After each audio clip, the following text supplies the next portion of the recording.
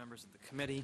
Let me begin my summary of my written testimony in support of H.R. 1207 by recalling a controversy that erupted in late 2008.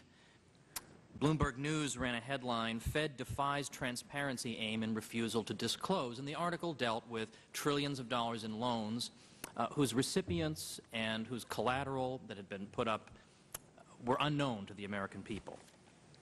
The editor-in-chief of Bloomberg News, Matthew Winkler, stated it very simply. He said, "Taxpayers, involuntary investors in this case, have a right to know who received loans, in what amounts, for which collateral, and why specific loans were made." Well, he's right, of course. There's no good reason for Americans not to know the terms and recipients of these loans. There's likewise no good reason for them to be kept in the dark about the Fed's arrangements with foreign governments and foreign central banks. These things affect the quality of the money that in our system Americans are obliged to accept. Now, this seems like common sense. So what are some of the common arguments that have been raised against 1207? Well, it would compromise the Fed's independence. And eventually, if we open the books, this will lead inexorably to some kind of influence over monetary policy being exercised by Congress. I think this is a red herring. The bill neither envisions nor calls for any such thing.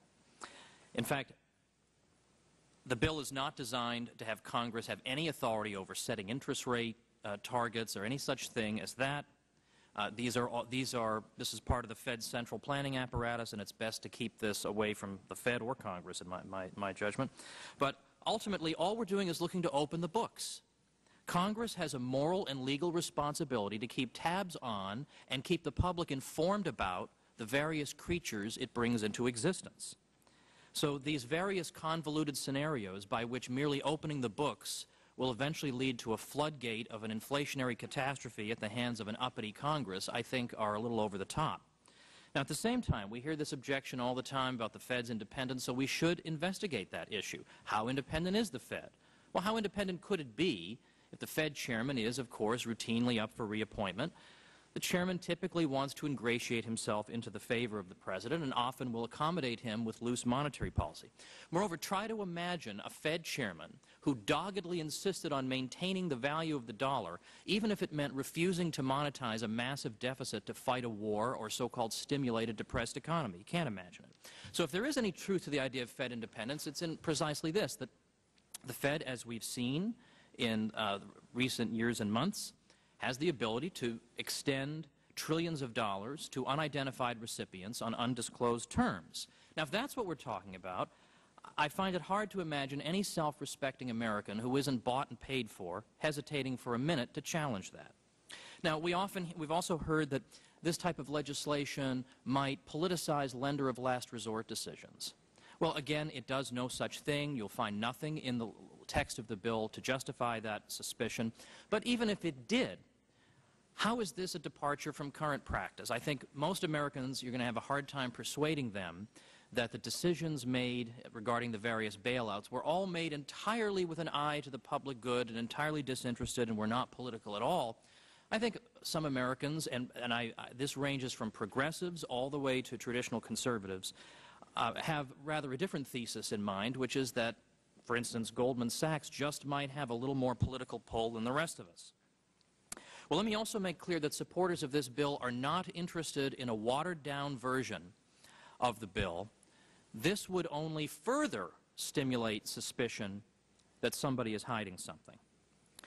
Now, it seems to me the audit is coming. The writing's on the wall here. 75% of Americans polled agree that the Federal Reserve should be subject to the GAO audit that 1207 has in mind. If the legislation should fail, well, it seems to me that we will only further stimulate interest in transparency in the Fed, because people who up to this time hadn't had any interest in the issue will begin to wonder what could they be hiding. So I think it's probably best for the Fed simply to accept that the audit is coming. I think that would be a more dignified way of handling the situation than what we've seen from the Fed thus far, which has by and large been the approach of urging Americans, urging the peons who populate the country to quit pestering their betters with all these impertinent questions. I think the Fed should take to heart the words that Americans hear every time a new federal surveillance program is uncovered. If you've done nothing wrong, you have nothing to worry about. Thank you. The gentleman from North Carolina. Thank you, Mr. Chairman. Mr. Woods, on behalf of Congress, I thank you for the political advice you've given us. And I suspect the folks over at the Fed would thank you for the advice that you've given them about how they should approach this issue on a substantive basis. I don't know that I heard much here that would help us be informed about the substance of what we're here to do. Is there anything in the bill that you're aware of that would deal with the Fed chair being reappointed by the President? I mean, there's nothing in this bill that's going to address that, is it? No, there isn't, okay. sir. The reason I mentioned that I'm just trying to figure out whether we're having a philosophical discussion here or a substantive discussion. You mentioned opening the books, which I think we all are supportive of. Do you distinguish between an audit of the kind that most people would think of as an audit and a policy audit, or do you not make that distinction?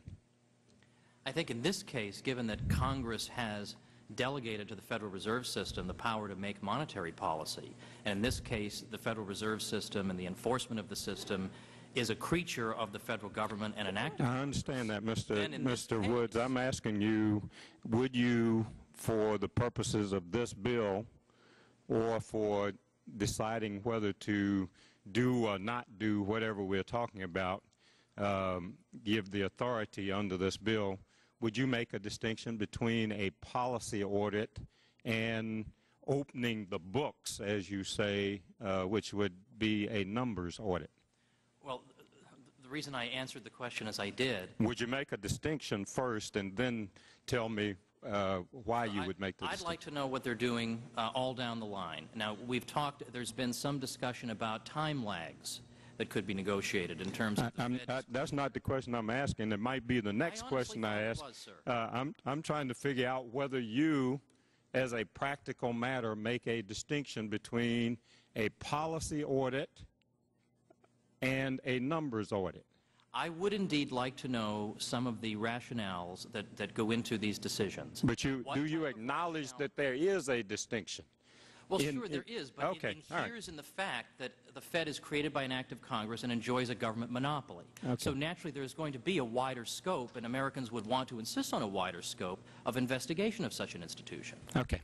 Mr. Chairman, in the interest of time and with the recognition that we're not going to get any substantive responses here as opposed to another political speech, I think I'll just yield back. It's entered the record. The gentleman from Texas. Thank you, Mr. Chairman. I'd like to follow up on an economic question regarding the secrecy of the Fed. If the Fed operates in secrecy and we don't have transparency, I would like to see if you could expand a little bit on what kind of economic consequences this has. For instance, the free market school is well aware of the fact that business people make a lot of mistakes when interest rates are at an artificial level rather than at a market level. Interest rates aren't there because of savings, but because of economic policy. But this is along that line, but not exactly that. Does the secrecy of the Fed inspire maybe some misguided speculations? Could this secrecy encourage more mistakes? Maybe not be the cause of all the mistakes, but could this cause the businessman more difficulty? The other side tends to argue, well, we have to keep it secret because we don't want to shake up the markets, and secrecy conveys confidence. Could you address that, and could the opposite be true? I think the opposite is true, because I think when you have secrecy, inevitably what winds up happening, how do people make their judgments as to what's really going on the basis of wild speculation and wild unfounded rumors? So the more transparency you have, the less free rein is given to that type of irrationality. So the clearer we can be with the business community, the better. And the more they can understand, is this phenomenon that I'm seeing real? Is it because there's been some Fed manipulation? It's easier for them to make decisions if they are permitted to see the economy clearly. And I would, if Congressman Paul does not object, I would like to add something about the subject of independence. The reason I raised it is that opponents of the bill are, I think, raising this as a red herring. This is not the subject of the bill. But secondly, it is not by any means getting off the subject to question whether the much vaunted independence is actually real, whether there is already political influence on the Fed. That is entirely a warranted statement. So I did want to say that in my defense. But Congressman Paul, you still have some time. Right. And I want to touch on the subject of history because I know you're also a historian. You did mention that 75% of the American people support this effort to have more transparency of the Fed. But in this recent court case, it was indicated, the Freedom of Information Act, that several rather mainstream groups supported this as well. It isn't just a fringe element that is requiring that. Dow Jones has supported this effort, New York Times, AP, Gannett, Hearst, Advanced Publications, and the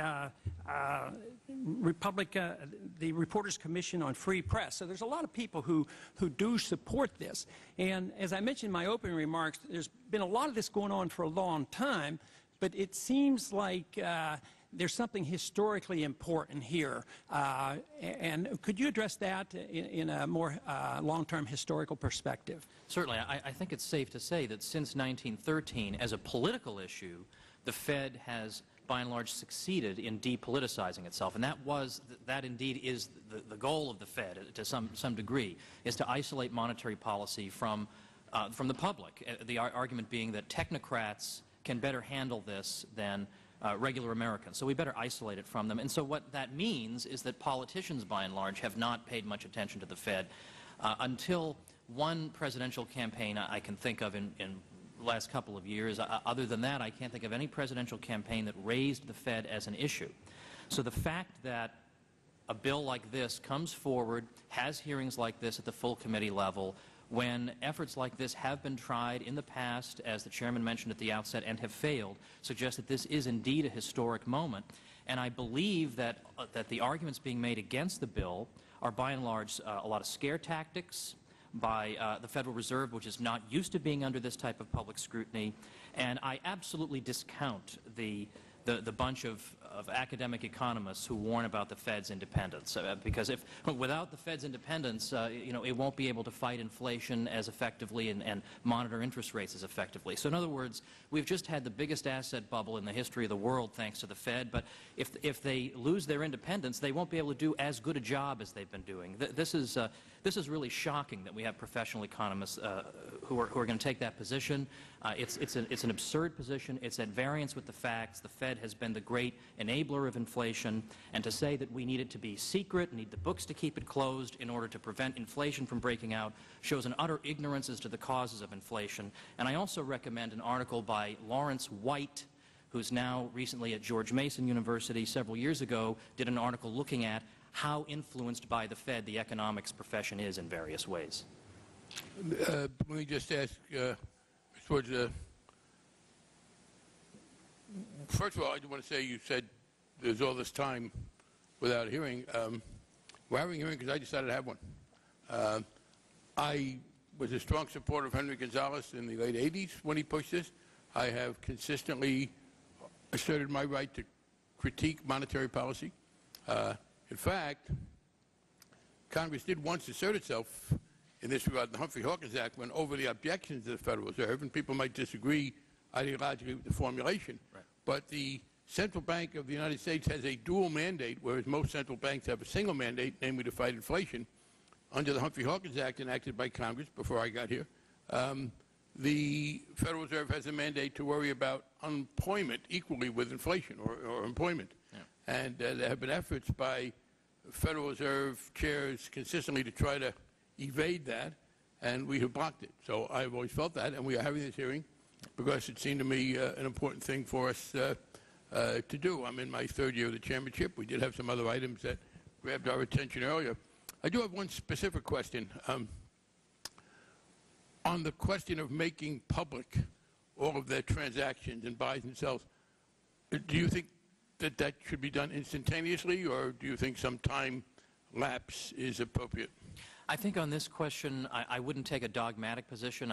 I'm certainly open to a compromise on this. I think some type of reasonable time lag would not defeat the purpose. But I think, Congressman again, Paul has.